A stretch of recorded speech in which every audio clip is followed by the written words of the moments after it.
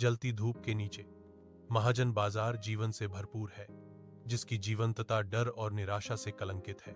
बादशाह बदरुल जहां के सैनिक भीड़ से गुजरते हैं, उनकी उपस्थिति दमन की एक स्पष्ट याद दिलाती है। सुनहरी धूप में धूल के कण नाचते हैं, हर चेहरे पर अंकित मौन पीड़ा को उजागर करते हैं। फातिमा हकीमा प्रवेश करती है। उसकी साधारण पोशाक सैनिकों के डरावने कवच के विपरीत है। उसका कर्मचारी जमीन पर वार करता है।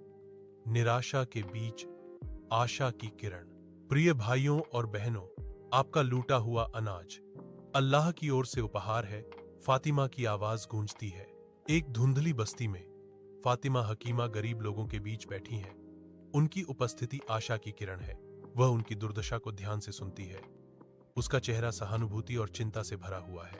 एक गरीब औरत रोती है, हकीमा जी, हम राजा के अत्याचार से बहुत परेशान हैं। क्या सुनने वाला कोई नहीं है? फातिमा हकीमा धीरे से जवाब देती हैं, अल्लाह सब कुछ देखता है। हमें हिम्मत नहीं हारनी चाहिए। सत्य की हमेशा जीत होती है। राजा बदरुल जहां अपने सिंहासन पर बैठे हैं, उनका चेहरा गुस्से से तमतमाया हुआ है। उनका क्रोध दरबार में भर जाता है।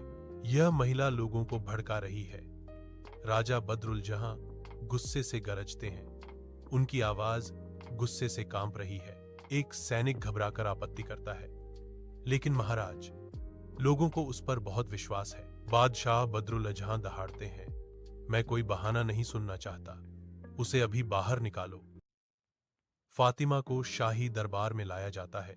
उसकी नजरें राजा से मिलती हैं। फातिमा निडरता से खड़ी है। उसकी आवाज दरबार में गूंजती है, हे बादशाह, क्या आपका धन ही लोगों की भूख बढ़ाता है? फातिमा सवाल करती है। राजा का चेहरा क्रोध से भर जाता है। तुम क्या कर सकती हो? मैं शक्तिशाली हूं। फातिमा की आंखें राजा के अहंकार को चुनौती देती हैं। शक्ति कब तक टिकती है? मृत्यु तो सबको समान रूप से काटती है। फातिमा की वाणी में भविष्य की प्रतिध्वनि। शहर से दूर फातिमा एक दूरस्थ पहाड़ी गांव में पहुंचती है।